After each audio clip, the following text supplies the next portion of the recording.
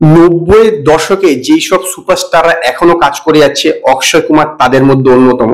কিন্তু বর্তমানে কিন্তু অক্ষয় কুমারের ক্যারিয়ারের অত্যন্ত খারাপ সময় যাচ্ছে। এর আগেও যদি এরকম খারাপ সময় এসেছিল 97 সাল থেকে 99 2000 সাল পর্যন্ত বলতে পারেন, জানোয়ার রিলিজ হওয়ার আগে পর্যন্ত। সেই সময় অক্ষয় কুমার কিন্তু সুপারস্টার ছিল না, কিন্তু সুপারস্টার হওয়ার পর এইরকম খারাপ ফেস কিন্তু অক্ষয় কুমার তার ক্যারিয়ারে ফেস করেনি। 2019 সালের আগের থেকে 2016 থেকে 19 সাল পর্যন্ত অক্ষয় কুমারের ক্যারিয়ারের গোল্ডেন পিরিয়ড ছিল। যা সিনেমা করেছে সবই হিট, সুপারহিট এরকম পর্যায়ে ছিল। কিন্তু পোস্ট প্যান্ডামিক মানে করোনা চলে যাওয়ার পর প্যান্ডামিক থেকে 2021 সাল থেকে কিন্তু ধীরে ধীরে অক্ষয় কুমারের ডাউনফল স্টার্ট হয়ে যায়। এর মধ্যে তার 9খানা থিয়েটার রিলিজ হয়েছে, এছাড়া ওটিটি তো রিলিজ আছে। প্রতি বছরই সে 4টে করে সিনেমা করে, কিন্তু 9খানা সিনেমার মধ্যে মাত্র 3খানা সিনেমা বলা যেতে পারে যে হিট বা সেমি হিট, বাকি 6খানায় সিনেমায় কিন্তু সুপার ফ্লপ। তো এই যে 6খানা যে সব 6খানা যে সিনেমা তার সুপার ফ্লপ হয়েছে, তার মধ্যে আছে হচ্ছে বেল বটম, যেটা ইন্ডিয়ার থেকে 30 কোটি 63 লক্ষ কালেকশন করেছে। বচ্চন পান্ডে 49 কোটি 98 লক্ষ। সম্রাট পৃথ্বীরাজ 68 কোটি 5 লক্ষ। রক্ষাবন্ধন 44 কোটি 39 লক্ষ।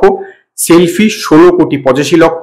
মিশন রানীগঞ্জ 34 কোটি 74 লক্ষ। আর এই ধরুন যে যেটা রানিং চলছে বড়ে মিয়াঁ ছোটে মিয়াঁ, সেটা 70 কোটি টাকার আশেপাশের মতন করতে পারে, 70 থেকে 72।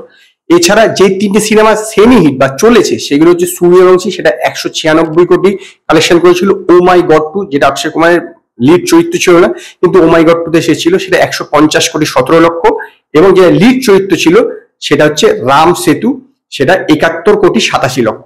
তার মানে ভেবে দেখুন যে অক্ষয় কুমারের ক্যারিয়ারে কিন্তু সত্যি কথা বলতে গেলে খুবই ডাউনফল যাচ্ছে। গত বছর শুধু ও মাই গড 2টা চলেছে, আর বাকি সমস্ত সিনেমায় চলছে মানে ফ্লপ আর ফ্লপ আর ফ্লপ।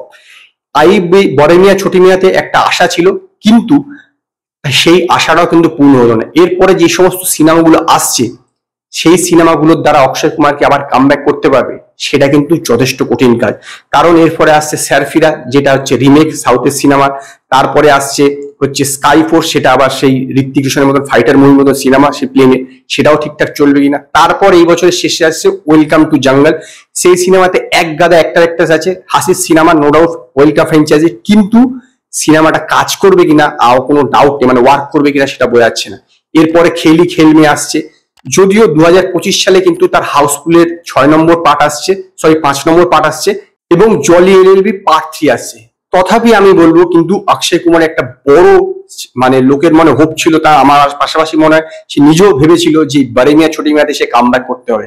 কাজেই আমার এখন মনে হয় যে বড়ে মিয়াঁ ছোটি মিয়াঁতে যেহেতু তার পসিবল হয়নি কামব্যাক করা, তার পক্ষে কিন্তু এর পরবর্তী সিনেমাগুলোতে কামব্যাক করা খুব টাফ। সেই রকম মেটেরিয়াল নেই যেটাতে একটা সুপার ডুপার ব্লকবাস্টার হিট দেবে।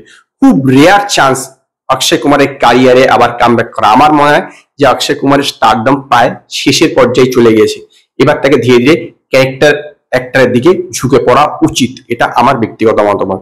যদি আপনারা আমার সঙ্গে একমত হন বা আপনাদের কোনো মতামত থাকে এই বিষয়ে, আপনারা আমায় জানান। যদি আপনাদের এই ভিডিও পছন্দ হয়, ভিডিওটিকে লাইক করুন, কমেন্ট করুন, শেয়ার করুন, আর নতুন নতুন আপডেটের জন্য আমার চ্যানেলকে সাবস্ক্রাইব করুন।